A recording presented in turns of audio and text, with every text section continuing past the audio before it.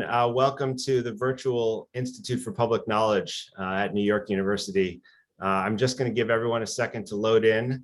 I'm seeing the numbers start to spike, so give us just a few seconds and then we will get going. So we don't see the audience in their little windows, right? We won't see anybody, but they're here already and they're listening. So so let's just roll with it as you all start to pop in. It's nice to see. I can't see your faces, but it's nice to see so many names and familiar names. I'm Eric Klinenberg. I am a professor of sociology and the director of the Institute for Public Knowledge. For those of you who are not regulars here, the Institute for Public Knowledge is a provostial institute at NYU where we do a lot of research projects and programming across different fields. We sponsor research projects. We do a lot of internal working groups for faculty and graduate students at NYU. But the thing we really love to do is to convene big conversations about important ideas whose significance transcends the university and the many different kinds of people who work inside of them. We do a lot of book launches. We do a lot of debates about issues we think need to be analyzed more carefully. Just this past week, we had our first in-person full-day workshop on political polarization and had really spirited discussion. Tonight's occasion is a really special one for us. Those of you who know me know that Loïc Wacquant was the chair of my dissertation, my main advisor when I was a graduate student at Berkeley. And most of what I know about sociology, I learned from Professor Wacquant. And when I saw this new book on the invention of the underclass come out, I was really excited, not just because it had me recall the state of the debate about cities and urban poverty when I was studying sociology for the first time, but also because I knew that Loïc's agenda here was not just to bring us back to the old days, but instead to urge us to think more carefully and systematically about the ways we develop and deploy concepts in social science research. Why talk about the underclass tonight in 2022 when so many other things are going on?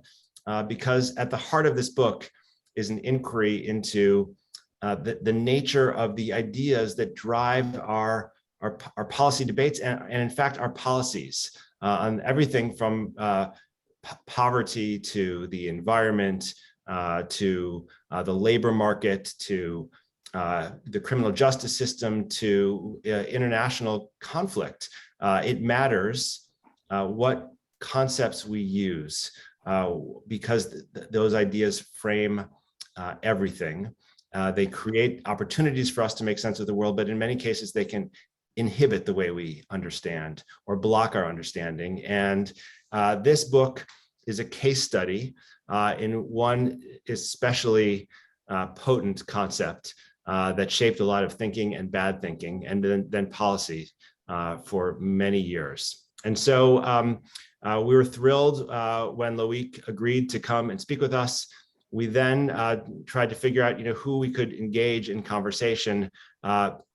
And I'm thrilled tonight that we have three people who have been regulars at the Institute for Public Knowledge, all part of our team there here. And we have quite a lineup. So we have Tom Sugrue, who's urban historian, a professor of social and cultural analysis.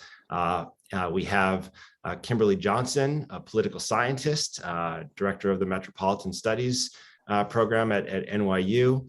And we have Neil Gross, who has been a visiting scholar at the Institute for Public Knowledge at NYU for many years, and is a sociologist of knowledge and a terrific public writer as well.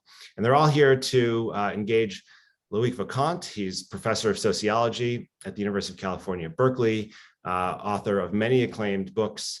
And I think most importantly for me personally, an extraordinary teacher of sociology who has written about cities, about race, about the sociology of the body and the penal system, and the sociology of ideas. And that's what we're here to do tonight. So enough from me. Loïc, I'm going to turn it over to you. It's such a thrill to have you with us. Well, thank you very much for the introduction. And I want to thank the Institute for Public Knowledge and Eric and the staff of the Institute for organizing this gig, and for the three discussants to take the time to read the book and to participate in this event. I would like to read you the dedication of the book because I'd like to dedicate the lecture. The book is dedicated to Bill Wilson, role model extraordinaire of intellectual courage, because I owe much of the sociology that I know about race and poverty to Bill Wilson's intellectual generosity, because he always encouraged me to develop my own thinking, even when it diverged from his. And this is a rare quality in an intellectual mentor.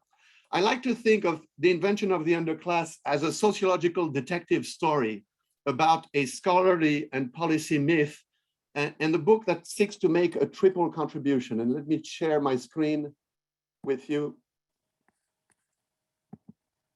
Can you see my screen? Okay, and you'll probably notice that the cover of the book is repeated 3 times, and that's because my argument is always going to be presented in triads. So a triple contribution to,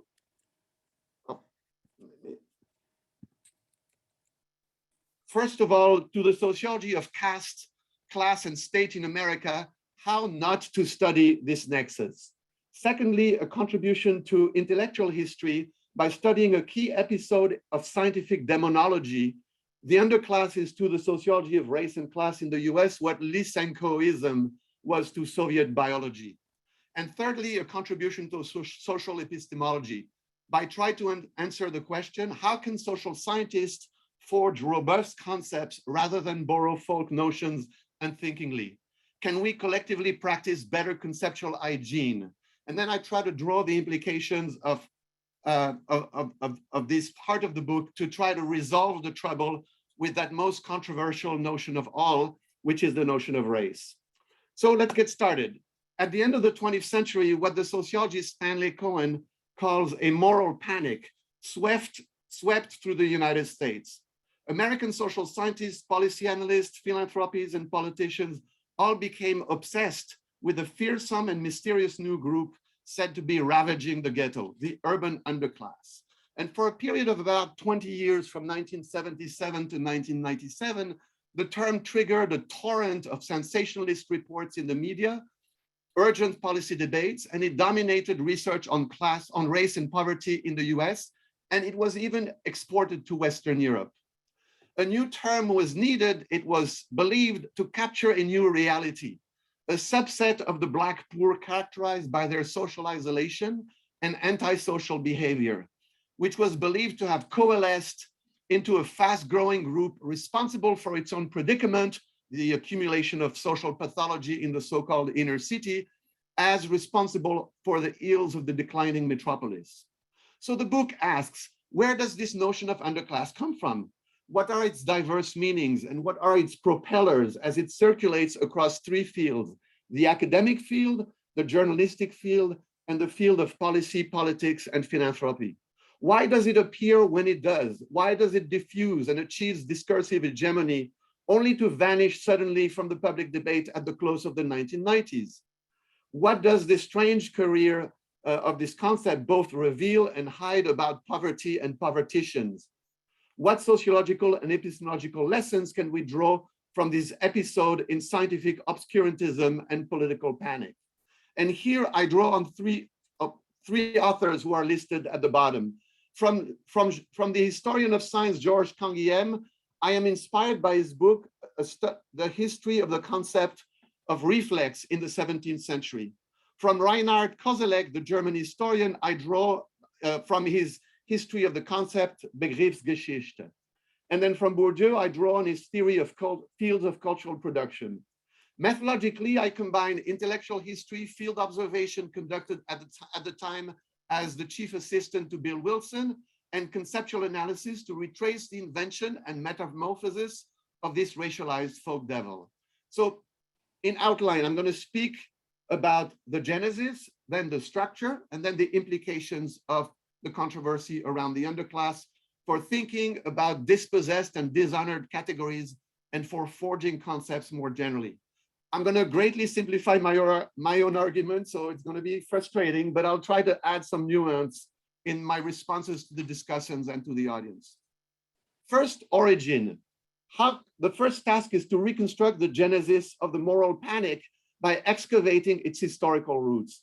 And here I do that in 3 steps. First, I recover the first backdrop, which is the multi-secular tradition of anti-urbanism in American culture and politics, with roots in the country's origin as an agrarian settler colony and the desire to distinguish itself from Europe and its great cities.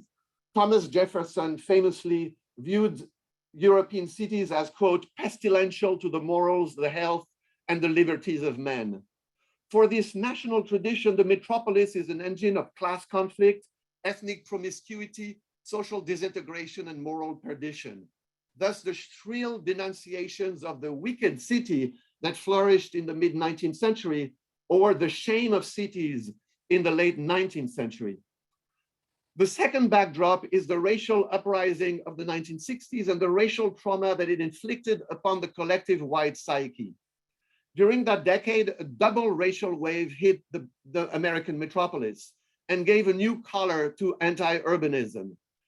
A double racial, a wave of millions of Black migrants streaming it from the South, accelerating the exodus of the millions of whites to the suburbs, and then a wave of riots fueled by the coming of the civil rights movement into the metropolis, the rise of Black power activism, and the rejection by Blacks of continued confinement in the collapsing ghetto.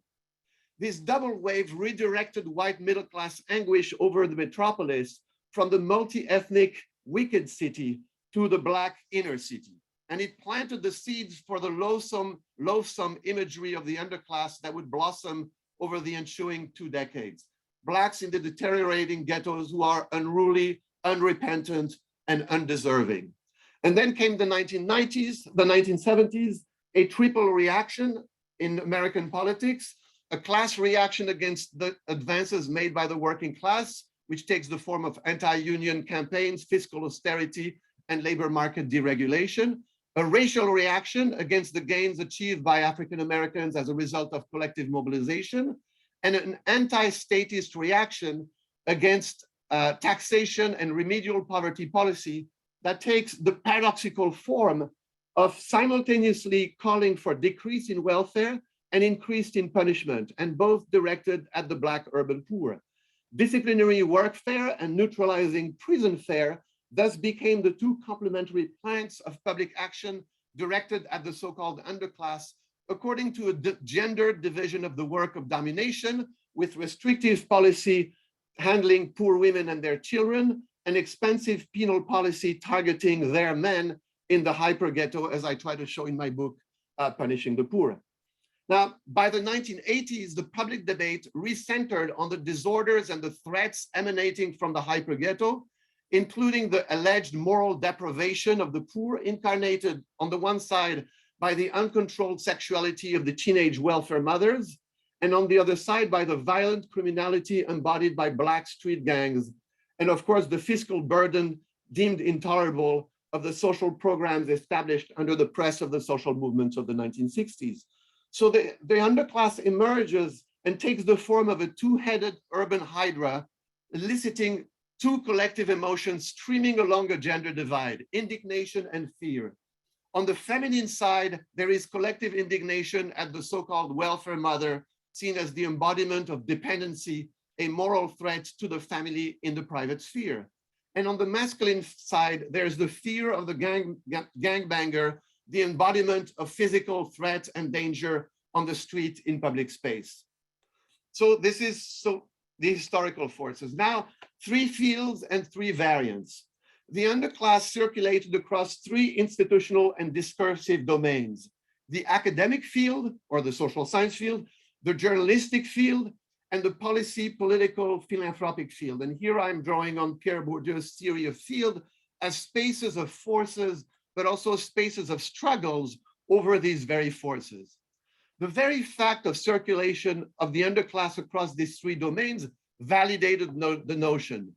It blurred the distinction between the 3 discursive varieties and facilitated the sharing of references among social scientists, journalists, politicians, and the tacit transfer of meaning and imagery from one field to the other. So one cannot grasp the social scientific, the policy philanthropic, and the media significations of the underclass, except in relationship to one another as elements of triadic semantic constellation. And this is where Reinhard Koselleck meets Pierre Bourdieu. Now, the focus on the interchange between these fields reveals the key role of philanthropic foundations. The moral panic around the underclass would not have exploded if not for the support of the Ford Foundation, which funded the early work programs in which the notion was used, and without the Rockefeller Foundation, which gave $6 million to the Social Science Research Council and another dozen $1 million to the Urban Institute to study and proselytize about the underclass. And this points to the need for a sociology of what I call philanthrosociology. Now, sociologists use the notion because journalists used it. Journalists use the notion because philanthropic foundations used it. And the foundations found the notion in social science, but inverted its meaning from structural to behavioral construct. And so now let me get to the three meanings of the underclass. First, the structural conception. The convoluted story of the underclass starts in the 1960s when the Swedish economist Gunnar Myrdal introduces the term in the US debate in his 1963 book, Challenge to Affluence, as a structural notion adapted from the Swedish underclass. And you'll excuse my French accent when I speak Swedish. The underclass for Myrdal designates a fraction of the working class marginalized by post-industrialization. That is the rise of credentials and automation. But the notion doesn't make a mark because the public debate is already occupied by the controversy around Oscar Lewis's Culture of Poverty and by the infamous Moynihan report on the Black family as the source of a tangle of pathology. Second notion, the behavioral conception. The notion of the underclass, it's literally turned on its head 2 decades later by journalists, philanthropic officials, and think tank experts who coin and promote a behavioral notion where the underclass is defined as a subset of the poor characterized by antisocial behaviors, pell-mell joblessness, welfare receipt, female-headed families, out-of-wedlock births, school failure, criminality. The underclass makes its eruption on the national scene in 1977 when Time magazine publishes a cover on the underclass minority within a minority in response to the August 1977 blackout riots in New York City. And Time magazine writes, behind the ghetto's crumbling walls lives a large group of people who are more intractable, more socially alien, and more hostile than almost anyone had imagined. They are the unreachables, the American underclass. So this got the ball of the media rolling with a twist. As we can see here, the notion is behavioralized, moralized, and racialized. Then the notion was picked up and popularized by the journalist Ken Oleta in his 1982 book, The Underclass, for whom the underclass is, and I quote Oleta, new millions of social dropouts who account for a disproportionate amount of the street crime, long-term welfare dependency, chronic unemployment, and antisocial behavior in America today. What is remarkable is that this book was reviewed in contemporary sociology and recommended to American sociologists as a must read. This behavioral notion was then developed by officials at philanthropic and foundations and as at policy think tanks, like the Urban Institute, the Brookings Institution, the Joint Center for Political Studies, and research organizations, which made it re-enter into the academic field. Here, the key role was played by the Social Science Research Council, and then secondarily, the Russell Sage Foundation and the National Science Foundation. And so for 2 decades, it was virtually impossible to conduct research on race and poverty in the city without using or tackling the underclass. So with lavish funding from the Rockefeller Foundation, experts at the Urban Institute, a liberal think tank, the trio of economists, Isabel Sawhill, Ronald Mincy, and Errol Ricketts, worked diligently on what was known as the Underclass Project and produced a wave of papers codifying and imposing the behavioral understanding loaded with moral and racial baggage. Now we come to the third notion. The third notion was developed by the leading Black sociologist of the moment, William Julius Wilson, in his book, The Truly Disadvantaged, published in 1987. I call this conception neo-ecological because it stresses the role of the environment, here the neighborhood, as a multiplier of marginality.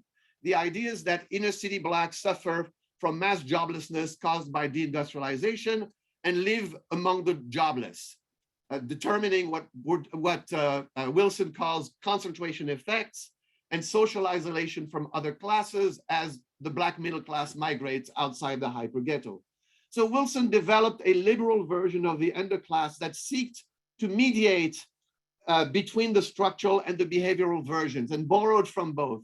But despite his effort, Wilson was unable to dent the dominance of the behavioral views. And so by the early 1990s, he distances himself from the notion and eventually abandons it.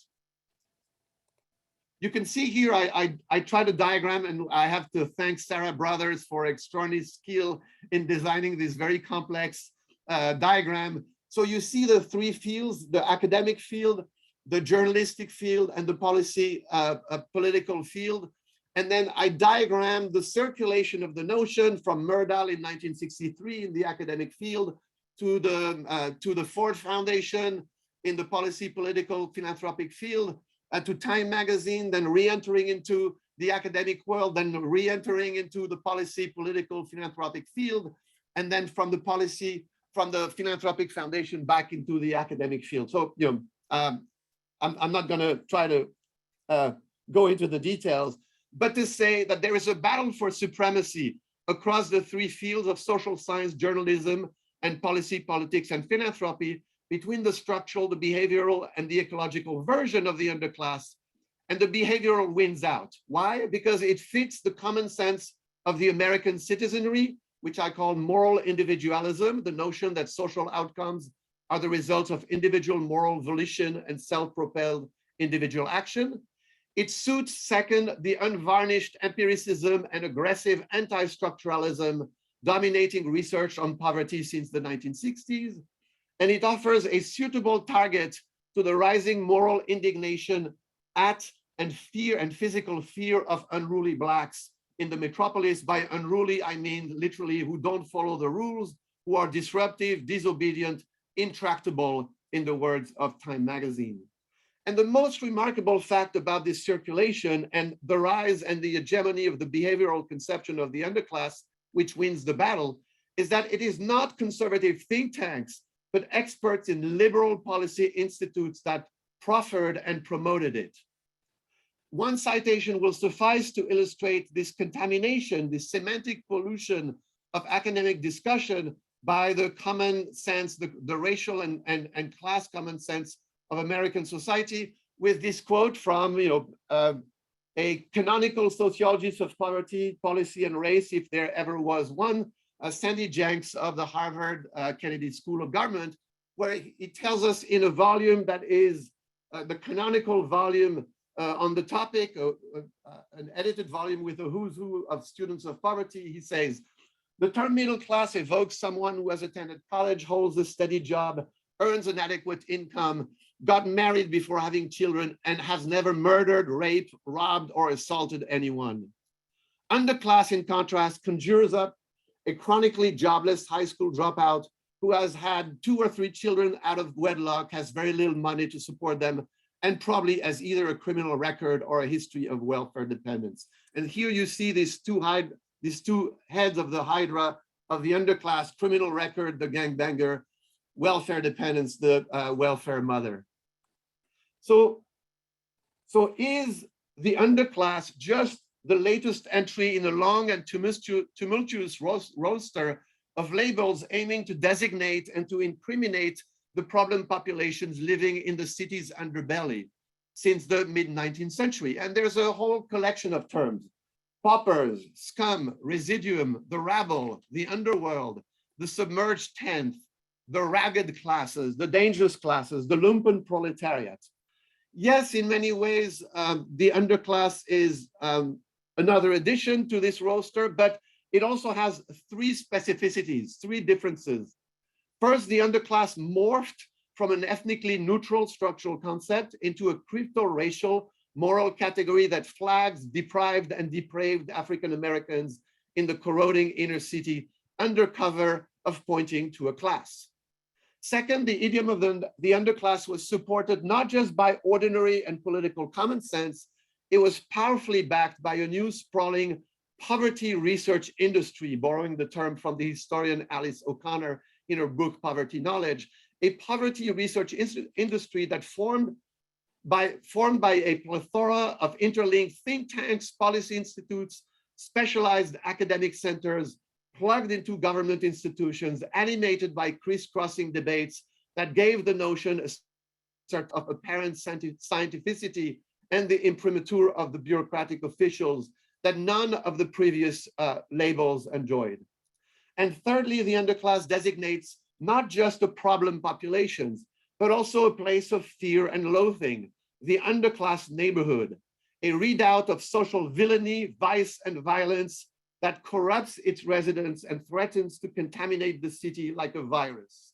The invention of the underclass area, quantitatively delimited by seemingly neutral and objective indicators of joblessness, school failures, welfare receipt, household structure, crime, marks out a new locus in the imaginative geography of urban horror and urban terror. But like its historical predecessors and cognates, the underclass turns out to be a specular concept. That is a concept that reflects the moral obsessions and social fantasies of those who employ it in the manner of a mirror. This is why the fuzziness and malleability of the underclass, far from being an obstacle to its diffusion, was a key to its success.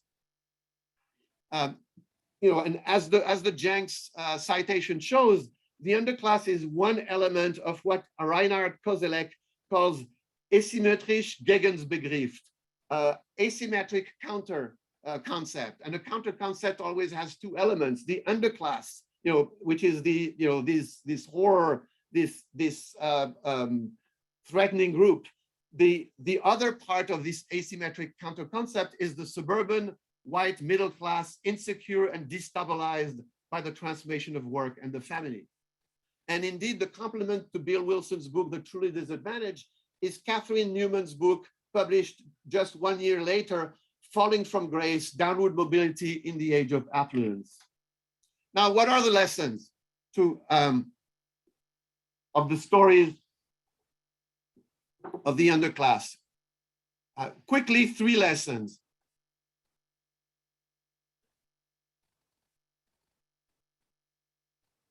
Lessons for social epistemology.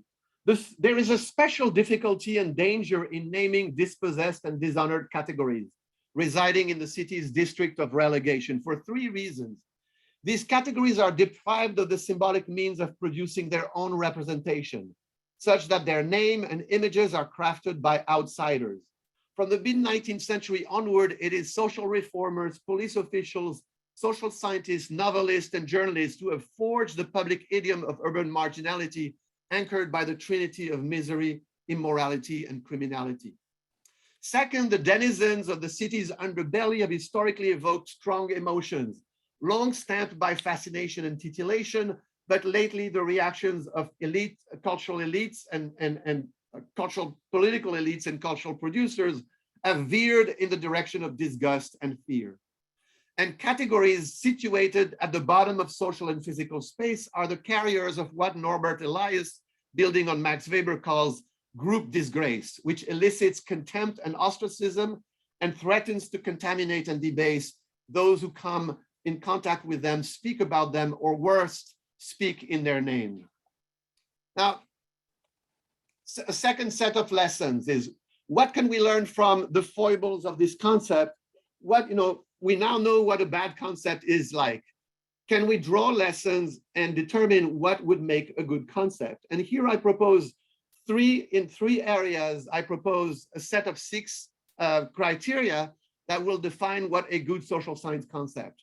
In the arena of semantics, we want the concept to be clear and to be neutral. We wanted to minimize the possibility of discrepant interpretations. We want a concept, the meaning of the concept, that does not play on emotions, ride on political belief, or imply a moral verdict. In the realm of logics, we want a coherent concept that has also what I call type specificity.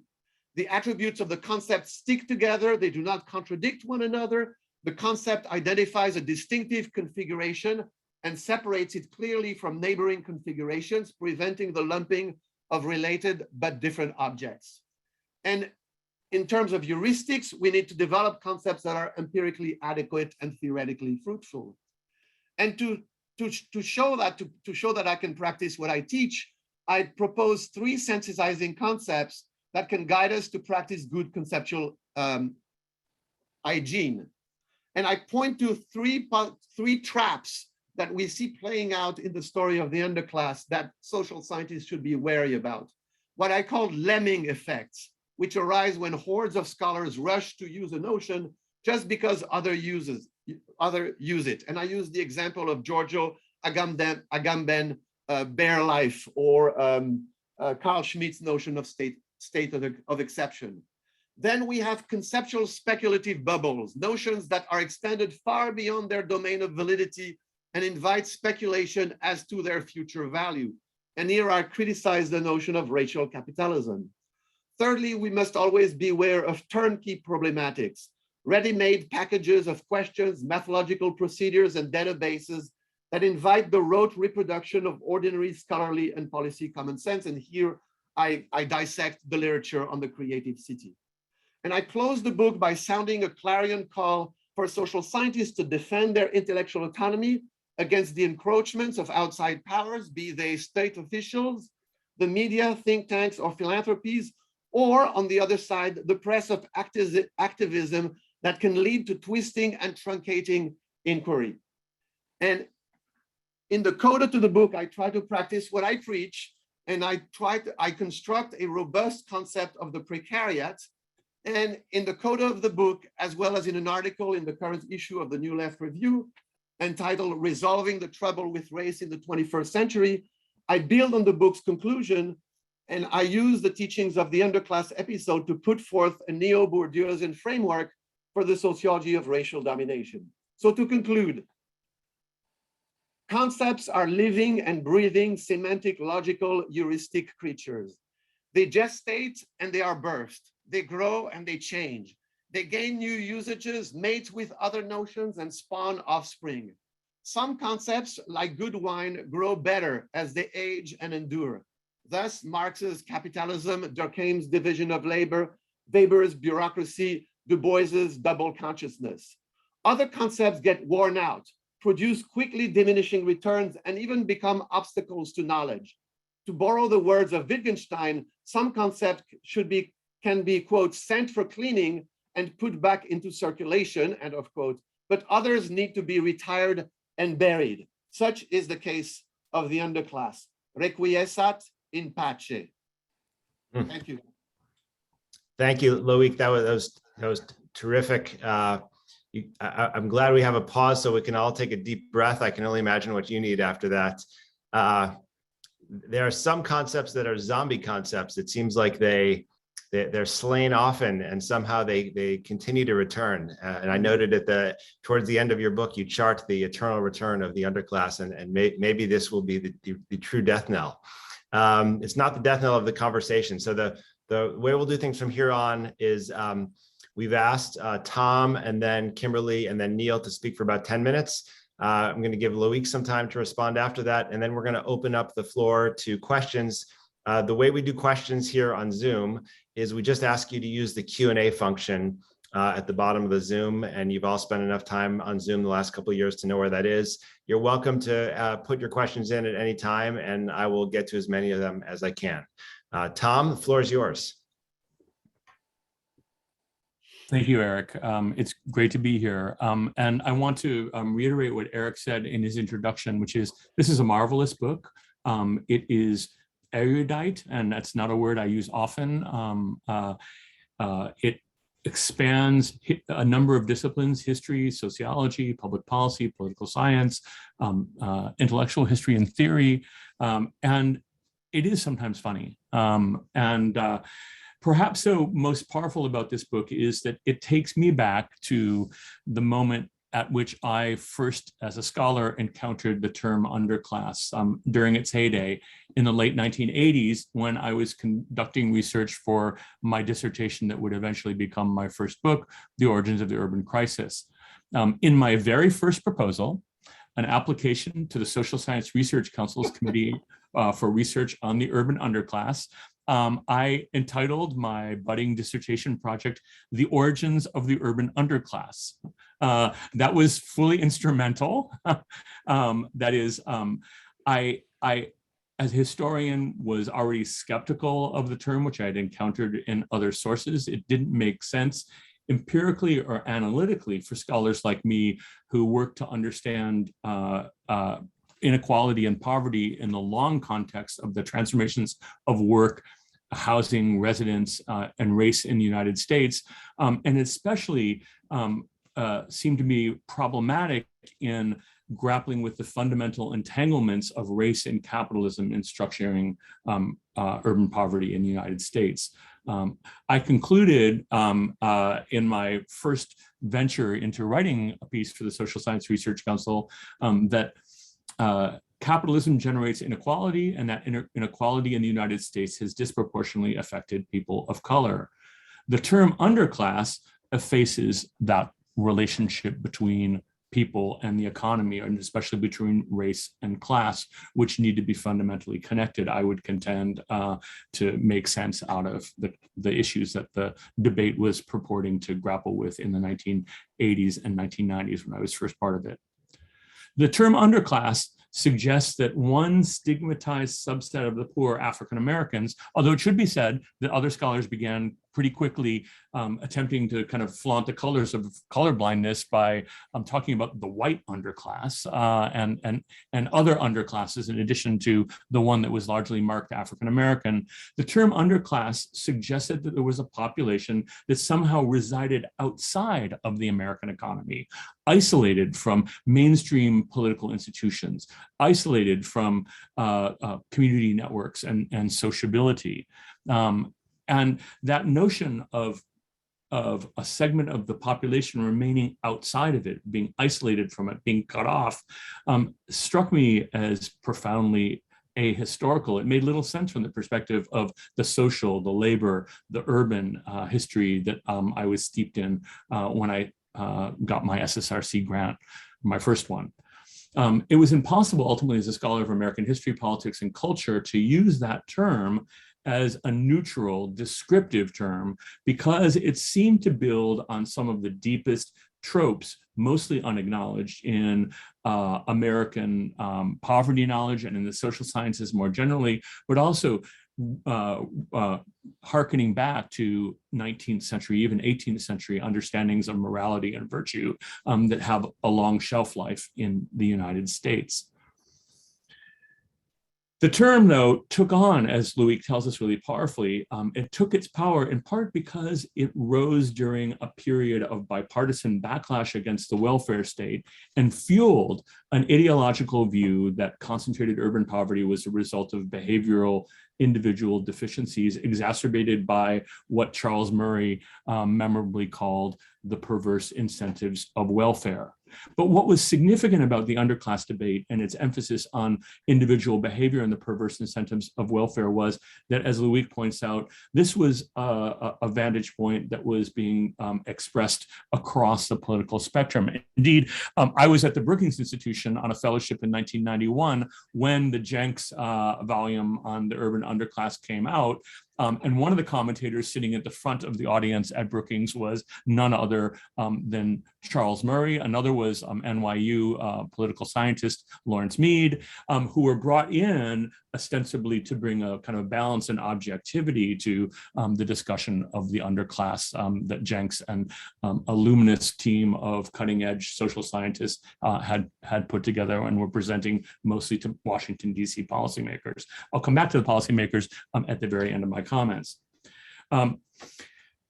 So I bring a historical perspective to the underclass debate, in part because one of my encounters with the SSRC's underclass project was with the historian Michael Katz, who would become my colleague at the University of Pennsylvania, who was hired by the SSRC, really after a lot of lobbying on his part, to conduct an oral history about the production of knowledge about poverty by that massively well-funded project in the 1980s and 1990s, but also to put together a team of historians charged with bringing the longue durée perspective to the issue. So with that perspective, I want to turn just for a couple of moments to what I see as both in the kind of the context of the 1980s and looking in a broader American context, the significance of Loïc's argument. The underclass debate emerges at a critical moment in the transformation of American social sciences generally. At the same time that scholars were turning toward racialized urban poverty, there was a methodological individualism that was rising to the center of many social sciences led by economics, but quickly penetrating political science, policy studies, and sociology that had really long-term implications. And thinking about the Begriffsgeschichte, or the history of concept, I love that Loïc has delved into that. I think he must be the first sociologist to talk about Begriffsgeschichte, a term that I know largely through my European intellectual history friends. But part of the Begriffsgeschichte, or the origins of this concept, I think in the 1980s, is that this is a moment when, to borrow a term from the political scientist Ian Shapiro, we witnessed a flight from reality in the human sciences that hinged particularly around very narrow gauge understandings of individualism, of methodological individualism. And that methodological individualism, largely unremarked upon by the group of scholars working on the underclass, permeates and I think profoundly shapes that issue in ways that Loïc suggests, but I think could perhaps even be elaborated more. Footnote, this would be a great project for a graduate student in either intellectual history or sociological theory, to build off of Loïc's brilliant insights on these issues, relating the underclass debate to other currents about behavior and individualism in the social sciences. One of the most powerful sections of this book, and one that Loïc didn't highlight in his comments, so I'll highlight it for him, is the ways in which what superficially appeared to be a geographic analysis of poverty, that is the study of neighborhoods and neighborhood effects in the underclass debate, reinforces the individualistic and behavioral framework by essentially looking at neighborhoods not as places that are politically constructed, designed, and shaped through public policies like pro-segregated housing programs, or redlining, or actuarial principles, or school district boundaries, or municipal boundaries, and the like, but rather he sees people in the underclass debate see neighborhoods primarily as an agglomeration of behaviorally problematic people, leading them to understand neighborhood effects as a sort of contagion. That is, the individual behavior issues in so-called underclass neighborhoods seep outward into surrounding neighborhoods and eventually infect entire cities, leading to the persistence of concentrated urban poverty. This is, in other words, an ostensibly geographic analysis that leaves out the spatialization of power and politics and spatial constructions of race, which are so central to the work of many of us, myself included, who try to bring a historical perspective to this issue.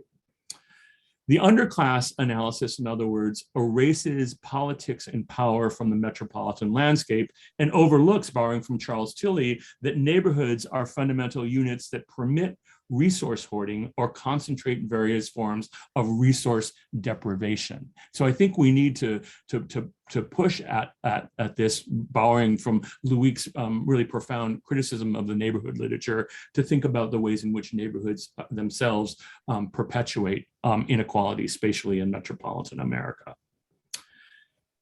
The underclass debate also played out in ways that I would love Loïc to build on even more in volume 2 of this marvelous book, should he have the stomach to keep going. And that is thinking even more systematically about the ways in which the underclass debate shaped public policy in the 1990s and continues in its spectral form to shape public policy right up to the present day.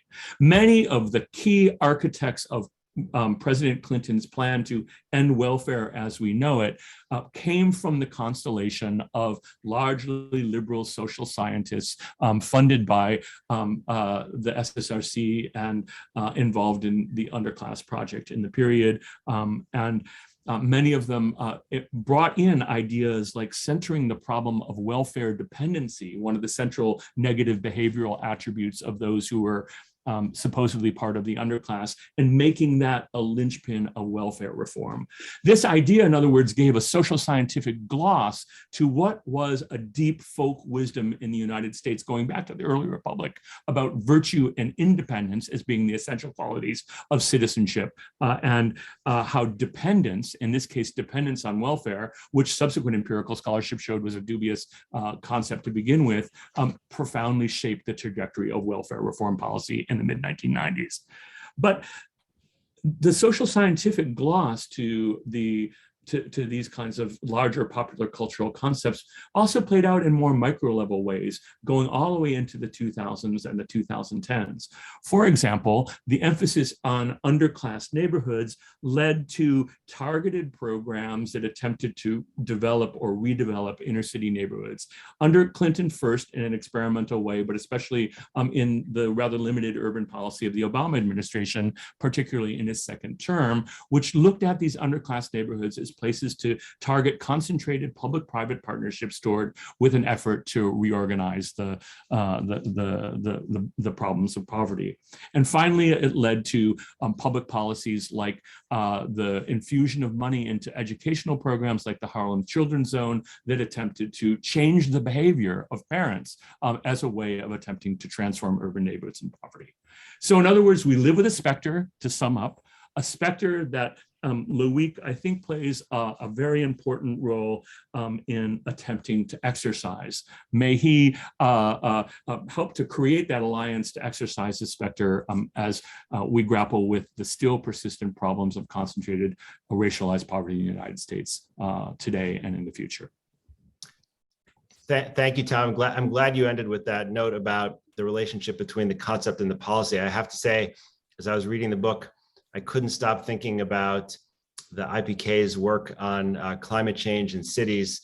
Of course, one of our major funders and interlocutors over the years has been the Rockefeller Foundation, which pushed for a long time this idea of resilience, which is a concept that shares some attributes with underclass. And I was intrigued to see it brought up by Loïc as a kind of more contemporary instantiation of the same kind of thinking. It's impossible to avoid, and it shapes policy in ways that can be quite dangerous, even when well-meaning people put their hands on it. And so I hope we can push on the policy effects of all of this a little bit later.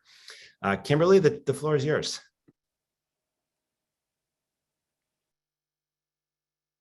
Sorry about that. Never gets old. So I came to this book really excited and still remain excited.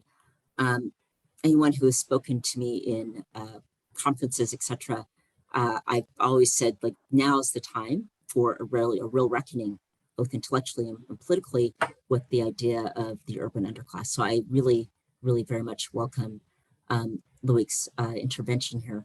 I'm going to start from kind of a more personal perspective, which is that I actually worked at the SSRC from 1991 to 1992 as a very lowly program assistant. My cubicle was a cubicle and a half away from the urban underclass kind of office area. So I not only got to know my peers, the other program assistants, but I also got to know Alice O'Connor and Martha Gephardt, who were the program officers at the time. It was almost exclusively a female staff who was massively underpaid. I believe our entry level salary was about $16,000 a year. And it was, the SSRC was a place in which really was an organization that was in search of meaning. It had lost a lot of money as a result of the end of the Cold War.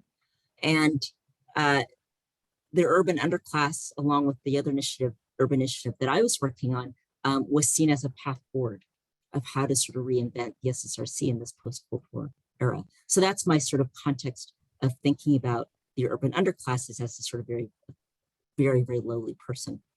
But my perspective on the urban underclass also came from, I was a urban studies major at Columbia during the 1980s. So Wilson's book had kind of barely made it onto the syllabus by the time I got there. But I had the real privilege of taking classes with Herbert Gans and Peter Marcuse and Saskia Sassen and Theodore Bester and Ken Jackson. I mean, it's really kind of remarkable when I look back on it. And to the extent that the urban underclass was sort of thought of, it was kind of really a concatenation of within a sort of a junior class called contemporary urban problems. And sort of all the problems like homelessness and crime and poverty were all sort of seen as these urban problems. And so for me as an undergraduate, the urban underclass kind of captured or was presumed to capture all of these so-called purely urban problems, which of course we know that they're not purely urban problems. So I really sort of was thinking a lot about the past. I actually reached out to my former coworkers to kind of ask them, what did they remember about this moment? And one of the things that one of my former coworkers mentioned was the sort of shadow of Charles Murray. So for this coworker, a lot of what she saw the SSRC project doing was essentially pushing back against Charles Murray. And for her, that was the sort of why this sort of conversation happened in the way that it did. So that's my little bit of a biography. In terms of how I approach this, I feel like I'm very odd. I'm sort of kind of an outlier in this conversation. I feel like this is a kind of a bad joke about sociologists and historian and political scientists walking into a bar, and I'm sort of the political scientist, like, well, what about this? But I also am a political scientist and also somewhat of a political historian who has studied the Reconstruction and Redemption, the Jim Crow era, and the role of philanthropy in sort of what Barbara and Karen Fields call sort of statecraft. And so I kind of come to my sort of reading of this really great, sort of provocation as really rooted in a kind of particular American intellectual history, American sort of urban history, and Afro or African American history as well. So again, I want to say that this is a very interesting and provocative book, but there are some issues that I just want to sort of, it's not just the book, but I think about how the urban underclass debate was constructed in general, which is that the way that I read this book is that it's kind of a little bit of what I call very inelegantly sort of a Booker T. Washingtonism. That is, one of the things that Loïc's book does is really sort of, I think, highlights, and I'm not sure if he meant to do this, the work of Black scholars, almost all of them men, the work that they did to legitimate this notion of the urban underclass. And it's, I think, very interesting in the way that he very much talks about sort of this generic journalists and policymakers and scholars as kind of this undifferentiated mass, yet he very much specifically focuses on African-American scholars like Wilson, but also Kenneth Krug, Ronald Mitzi, and Elijah Anderson, and Errol Ricketts, as sort of, and in some ways, I'm not sure if he wanted to do this, but it almost feels like if there's sort of an arrow of causality of who was sort of generating and propagating the urban underclass, it seems that it's these Black scholars, as opposed to this more general, broader category of policymakers and scholars. So that I think really kind of somewhat was problematic. And to the extent that the SSRC folks that I know were mentioned, they're seen as kind of, or portrayed as kind of somewhat abashed and sort of uncertain of themselves in the face of pushback about, well, what exactly does urban underclass mean?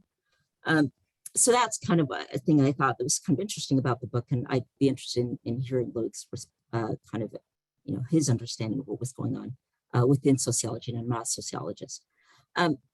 But I think on a more general level, I mean, I've always been uneasy about the concept of urban underclass. The readings that specifically have urban underclass in their title have steadily sort of moved off of my syllabus, and in many ways has become sort of recommended readings just to sort of know what people were talking about at a certain moment. But I find that not only myself, but I think my students find it incredibly problematic. They find it problematic, or I find it problematic in a number of ways. And this is, again, not Loïc, but really kind of thinking about what does the urban underclass mean? Thinking about how, in many ways, the urban underclass concept is almost colonialist in its spirit, with intrepid, mostly white social scientists sort of trekking into the urban jungles of housing projects and basketball courts, and in some problematic cases, actual bedrooms, to sort of look at these unruly Black bodies. And in this kind of conception of the way that the urban underclass literature is constructed, Black scholars, in my opinion, are largely the sort of native guides that sort of help the sort of white scholars understand this sort of unruly, these unruly savages. And in some ways, they're almost legitimators, right? That they sort of say, well, blah, blah, blah, Mincy or Ricketts or etc. They said this, they have proclaimed the existence of an urban underclass. So therefore, if they've said it, it must be true. So there's something about the urban underclass construction that personally, and I think sort of intellectually, I find sort of very problematic. And again, I think Loïc very much points that the sort of the problematic of it as well. But as a political scientist, and here I'm going to sort of shift gears a little bit, it is just striking, both when I first encountered the urban underclass and even as I think about it today, how thoroughly absent politics and power are absent from the debate, from its formulation and elaboration to its destructive policy consequences. And I know that Tom has sort of mentioned this, but I really want to sort of think about and have us think about and sit with the ways in which how the urban underclass is deployed.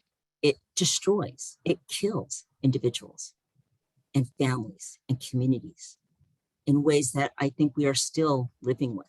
I think about someone like Lily Hardin, who was one of the Black women who was on the podium while Clinton was signing the Welfare Reform Act. She basically dies in poverty. She dies of the aftermath of a stroke, where she talks to a journalist who had sort of tracked her down and asked the journalist to reach out to Clinton so that she could get onto Medicaid, because she had received it on welfare, but she had been rejected and she couldn't afford the $450 monthly bill for prescription drugs. And here I'm quoting really explicitly, more sad than bitter, she set up her work around welfare reform. It didn't pay off in the end. So I think that this is a great moment to think about, why did urban class appear at the moment that it did? What was its political role? The role that it played, thinking about people like Paul Peterson, who comes out with a theory of urban politics that explicitly depoliticizes the sort of fiscal crisis that's happening in cities. So I'm going over, but I really do appreciate this work as the beginning of a thinking about the sort of consequences of the urban underclass, and really thinking about how we can sort of figure out a way of maybe repair from this concept. So thank you. Thank you, Kim. Neil, your turn. Thank you. Well, it's an honor to be here tonight commenting on Loïc's book. I've been an admirer of his work since graduate school, when I first read An Invitation to Reflexive Sociology.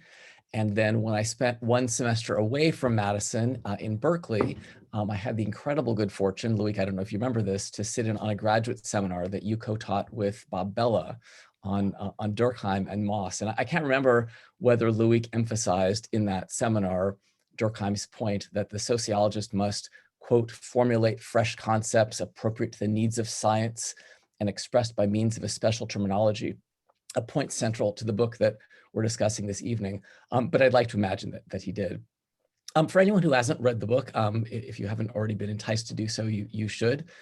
There's so much value here. Loïc offers readers a really fascinating account of the strange trajectory of the underclass concept in American public discourse and social science, from its use in a Time magazine cover story in 1977 to its embrace by philanthropic organizations in the 1980s.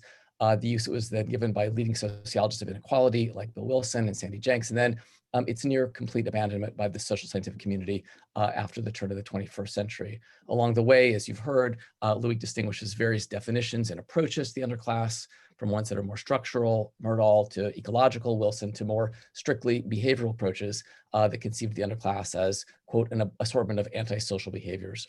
He amply illustrates the folly of this behavioral conception, while pointing out that in any of its uses, the idea of the underclass was a conceptual confusion that sought to make a social category or phenomenon out of an arbitrary amalgam of race, class, urbanness, family structure, and select behavioral patterns, when the goal should have been simply to study in all their various forms all the people left behind by the post-industrial economy, and to do so in a way that didn't contribute to their stigmatization. Beyond this intellectual history and biting critique, however, as you've also heard, Loïc aims to give us a sociological account of the rise of the underclass concept, focused on the work it was able to do for actors accumulating poverty knowledge and situated at the intersection of the academic and journalistic and philanthropic fields in an era of welfare state retrenchment. And at the same time, he proposes to use the failures of the underclass idea as a kind of object lesson to teach sociologists how to form concepts more appropriate to the needs of science. So the book is really three projects at once, and I'll just say a few words about each, though I'll scramble the order a little bit. First, on the intellectual history side of things, I was somewhat puzzled by Loïc's insistence right at the very start of the book that underclass is a concept with, quote, no counterpart in Western European countries, and no counterpart in Western and European social thought, since, quote, the underclass is neither the subproletariat of Marxist theory nor the fourth world of the sociology of poverty informed by reformist Catholicism, nor the new poor or the excluded figuring in contemporaneous European debates about urban inequality. The reason I found this puzzling is that later, when discussing more structural conceptions of the term, he notes not only that Myrdal found precedent for it in 19th century Swedish thought, but also that underclass was a concept in use in the 1970s by scholars like Anthony Giddens and John Rex, the latter deploying it in conjunction with a neo-Weberian model of class for a 1979 study of South Asian and Caribbean immigrant life in Birmingham. Now, Loïc is more favorably disposed to these more structural approaches, but it seems to me that he gives the American precedent, the European precedent for the American use of the concept rather less attention than he might. Could another historical narrative be that underclass as an idea emerged in Europe, was imported to the US by Myrdal and others, where it became popularized, de-theoreticized, racialized, and packaged for credibility so it would meet the demands of the emerging neoliberal order? I mean, to some extent, that is Loïc's argument, but reframed in this way, I'd have wanted to know much more about those European roots, why theorists there began using it, exactly what they were hoping to accomplish with it, how it stood in relation to other concepts that were being bandied about. As much as I learned from the book, I found the intellectual history in it somewhat foreshortened. On concept formation, Loïc's main suggestion is that moving forward, social scientists should attend to three criteria of goodness, as you've already heard. Semantics, which is to say concepts should exhibit clarity and neutrality. Logics, they should show coherence and type specificity. And heuristics, they should be both empirically adequate and theoretically productive. And Loïc argues that the underclass idea, particularly in its more behavioral forms, fails on all these grounds. Okay, but I wonder whether identifying these criteria or others is enough to keep social scientists from falling into conceptual traps. I could certainly see Bill Wilson back in the day looking at these criteria and thinking to himself that as he was using the term underclass, it actually satisfied all three criteria quite well. And I could see other scholars at the time agreeing. Often, bad concepts in social science gain a foothold, not because they violate methodological or epistemological standards, but because the intellectual and cultural environments in which they resonate also help convince their formulators that in fact they do meet whatever standards are established at the time. It's not that efforts to formulate rules for concept formation or theorizing have no effect, but that effect will always depend on how the scientific community interprets those rules, which is subject to a wide range of social pressures that meta-theorizing in itself can't change. As much as I love Durkheim, when it comes to such matters, I guess I'm ultimately more of a pragmatist than a rationalist. It may be that the best thing we can do is to allow new concepts to burst onto the intellectual scene if they're able, watch them play themselves out in terms of seeding research and policy, et cetera, sometimes with very bad consequences. And then if over the course of time, the intellectual community comes to the conclusion that they were a mistake, we say lesson learned. This is to say that the social scientific value of concepts may only be revealable ultimately through collective experimentation and experience of the kind that Loïc seems to think with Durkheim we can avoid if only we had the right rules at hand. My last comment on the politics of knowledge piece is a sort of extension of my second point. Loïc spends some pages of the book, very interesting pages, telling us about American users of the underclass who managed to fully retain its earlier structural features, scholars like John Irwin and Troy Duster. And Loïc recounts his own suspicions when he was carrying out research in the late 1980s. Would it be fair to say that his doubts, as well as the doubts of Irwin and Duster, weren't because they hewed to a set of rules for concept formation then implicitly held, but rather because certain features of their positioning in the American academic field, their outsider status, for example, led them to have a very different understanding of things? I would have loved to learn more from Loïc about the background and field positioning of these critics, including himself. Talk about an invitation to reflexive sociology. Because we then might view the ascendancy of the behavioral conception of the underclass as the result of a struggle between those with powerful positions in academia and the philanthropic world, and others who pushed in vain for a different, more structural approach, which might then lead to the story of how, over the years, those fields came to be fundamentally rearranged, such that today, here we are, all in agreement that structural and more politicized conceptions of inequality are the way to go, and that the underclass concept in its behavioral guises is a terrible mistake. To put this in another way, Loïc invokes the sociology of knowledge to explain how the bad idea of the underclass arose. But to the extent that he seeks to explain what displaced it, including his own theorizing, he leaves the sociology of knowledge aside and claims that the alternative formulation simply better followed certain principles. This, I think, violates the basic symmetry principle that strong program advocates in the sociology of scientific knowledge laid out years ago, which is that knowledge claims that are true demand as much sociological explanation as those that are false. And I guess I would wrap this up by saying that for me, Loïc's book is a study in the politics of knowledge, but in a sense, a big part of that study, this question of how we came to have a more structural understanding, remains to be written. And so in that sense, I'd echo Thomas Sugrue's point that we just need a volume 2. All right, precisely the kind of engagement, Loïc, that your work deserves. And I'm going to turn it back over to you to engage the 3 comments in any way you'd like. We have about 20 minutes left before we have to break, and we have about 10 questions already in the queue. So take as much time as you like, but know that there's a lot of people who want to jump in too. So I'm going to try to use only 5 minutes and respond to the main points of my generous discussants. First of all, I don't have the stomach for volume 2. I read so much about the underclass that I felt, almost kind of contaminated. And when I finished the book, I took the pile of books that I had on the topic and I threw them out of my house, and I felt better.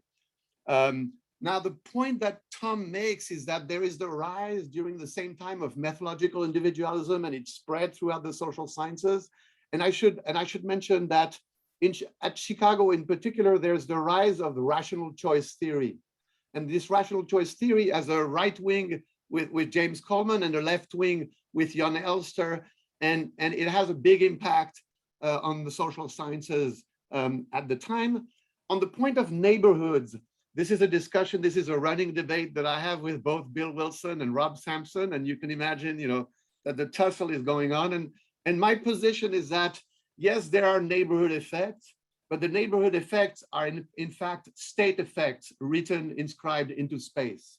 And that if we control for the structure, the strategies, and the policies of the state, we pretty much eliminate the neighborhood effects by explaining why these neighborhoods are so different in the first place. This is a response to multiple points, is that, of course, each of the notion of the underclass, the structural, the behavioral, and the neo-ecological take us in different policy directions. And this is why the concepts that the social scientists use and diffuse, especially beyond the academy, are very, we have to be very careful. We have to be very cognizant of the fact that they can be drawn in certain directions and used to legitimize certain position. And this joins with Kimberley Johnson's comments, which reminded me, I read a lot of the literature from the Social Science Research Council, in particular, the original proposal that they put forth to the Rockefeller Foundation, which is a remarkable document. It's about 150 pages, single-spaced, and they mentioned the underclass about 137 times. And they managed this extraordinary feat of never defining the notion. Now, two more points. Is first, I was enamored with the notion of underclass myself when I first started out, when I landed in Chicago, and I saw it seemed to me to energize the sociology of race and class in the city.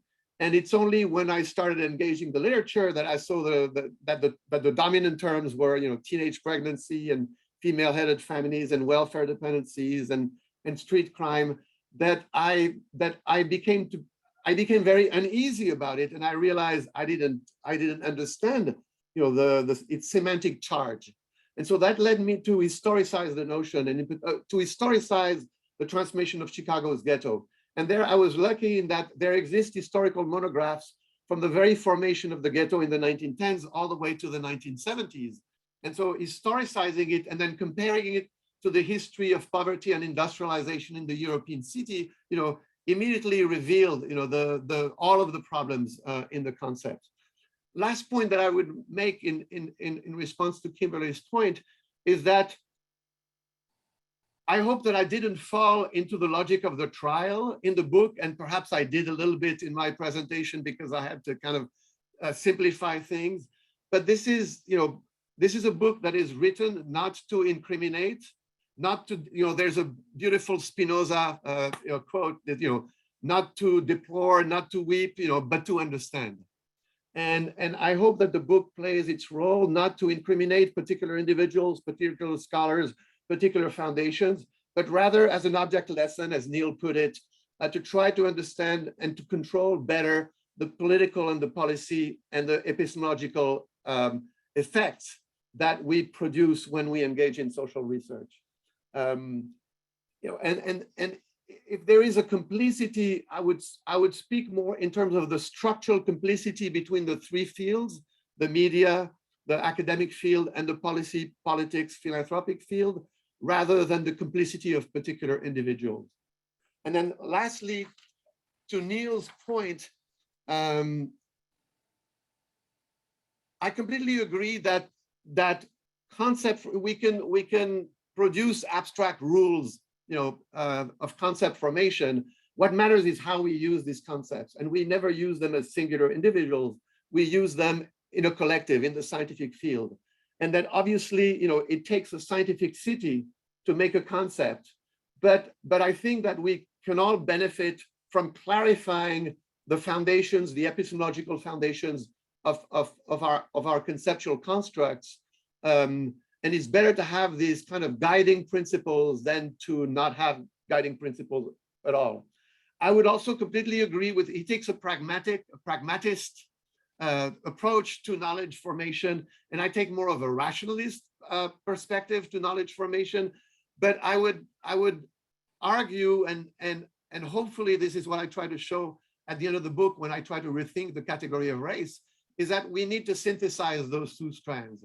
We need to arrive at a rationalist pragmatism rather than hang on to either one of these two approaches to knowledge formation. And then, volume 2 would indeed include a prosopography of the various contributors, their social profile, even their class origins, their ethnicity, what degree, what discipline they got their degree in, what is their position in the academic field, and then to try to relate their position in the structure of relationships and their position takings in the discursive realm of the underclass. That's in a sense would be a full-fledged Bourdieuian analysis of that realm of intellectual production during those years. I try to sketch that, and I try to give a sense of the dynamic between the three fields. But for two reasons, I didn't go into this amount of depth. Is first, I didn't have the time, and it was already it's a long book already, and I wanted the book to remain compact and to remain readable almost in one sitting if the reader gets excited by the story. And the second is that by doing a more detailed analysis, I would have been read, either I would have fallen or I would have been read as writing a tract of accusation. And I would have been read through this logic of the trial, that this is really an exercise in incrimination. And this is the tack that I tried hard to avoid. And I hope that at least I succeeded partially. All right, so here's an invitation to everyone who's here with us to write in your questions in the Q&A function on Zoom. We have a lot that are already in the queue. Loïc, I'm going to try to group them for you in some coherent way, and others, Tom, Kim, Neil, you're welcome to jump in too. The moment we started the session, Loïc, I hope you're not leaving. I think maybe looking for a pen. It's going to be very awkward if you leave right when people have their questions for you. No, okay, here you are. I'm kidding. Okay, so Merlin Xiaoquanyan, a terrific historian of health and race, really the moment we started this, sent a message to me saying that we don't really use the concept underclass very much, but he sees pretty well-funded kind of underclass 2.0 or 3.0 versions in today's academic ecosystem. For instance, sociogenomics, right? The idea that genes cause this or that behavior. Arguments that growing up poor can lead to permanent cognitive issues, et cetera, et cetera. And what he'd like to know is, as a critical social scientist, do you have thoughts about how to mount effective arguments against all of these things as they come out without seeming like a lone fringe critic, who kind of just is going to get ignored from the big debate? Because the reality is that these kinds of concepts do draw people's attention. They do draw in money. Philanthropy cares, policymakers care. How to engage in the moment?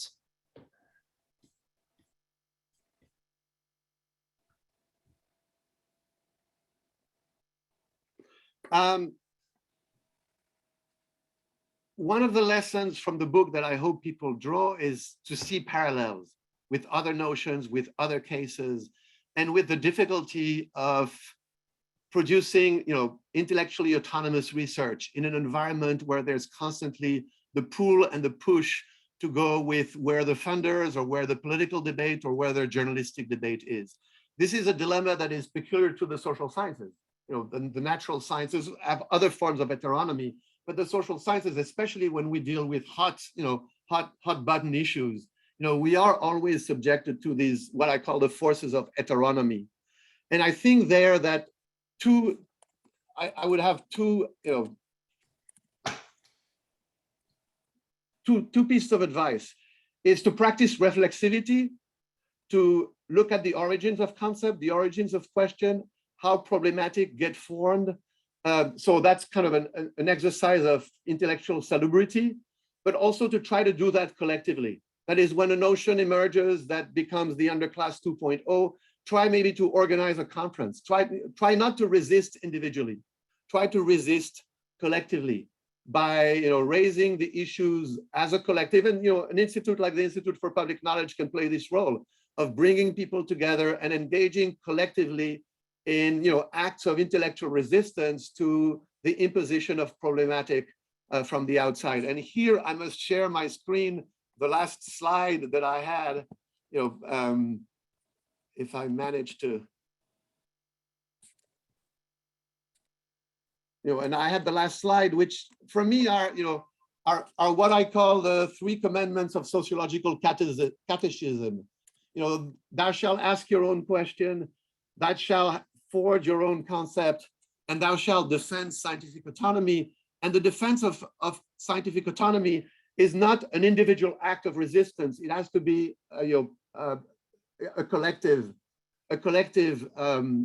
action, and I think it has to be a collective action across the disciplines. And this is where social scientists from across the different disciplines can join together and can produce knowledge that warns others about the problematic nature of certain concepts or certain questions. I think in particular, Thomas Sugrue reminded us that I think Michael Katz played a very important role during that decade in asking to be the archivist of the SSRC project on the Underclass, and then commissioning a volume, getting a group of historians to write a collective book, called the Underclass question with Underclass in quotation marks. And I think that book didn't have much of an impact. The dominant researchers of the Underclass disregarded entirely every piece of historical research. But it doesn't mean that we shouldn't do that we shouldn't do these collective interventions. And I think one particular, and I think history has a very important role to play there, because history always discovers the kind of the ignoble origins of many concepts and many questions, and oftentimes, shows us that we are only repeating the errors of the past, and so historicizing and exercising collective reflexivity would be my two responses to the question. Loïc, you and also Tom, you both got a little pushback in the questions on your depiction of other social scientists who are working in this area. Mike Hout, our colleague, thinks maybe you partially quoted Jenks, that Jenks talked about a sociological and economic and public concept of class. He thinks you were representing his kind of view of the public one, but not the sociological, and wants to make the case that Jenks delivers more on the sociology later. And Tom, Michael Lachansky is wondering whether it's really true that the underclass concept was so closely linked to methodological individualism. He brings up the work of Rob Sampson, who's really trying to push a non-individualist approach to spatial analysis of crime and social problems generally. How do we fairly represent our interlocutors here? I don't know. So is there anything you want to add to the way you framed it before? So I thank Mike for being there and for his question. I don't think that I misquoted Christopher Jenks. I have the full quote on page 91 and 92 of the book. Christopher Jenks' position was actually very ambiguous, and I think he was, incarnating the ambiguity of a lot of scholars that felt uneasy about the underclass, and yet use the notion and develop research around it. Let me quote just a paragraph before the quote that I had on my slide. The old lower class has grown larger and perhaps more isolated from mainstream society. In my judgment, these changes are not large enough to justify substituting the term underclass for the term lower class. But since almost everyone else now talks about the underclass rather than the lower class, I will do the same. So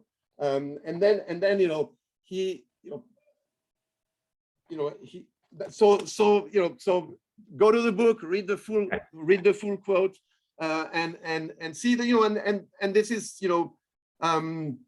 this is a position that many scholars, as I said, adopted, and many felt very uneasy. Even the people at the Social Science Research Council, the people who were running that program, felt very uneasy. They always try to find a circumlocution to avoid using the term. Sometimes they would use persistent and enduring poverty, and they use all kinds of expression to avoid having to define the animal. And so it remained this slippery entity that could be invoked with different meanings, and where the behavioralist could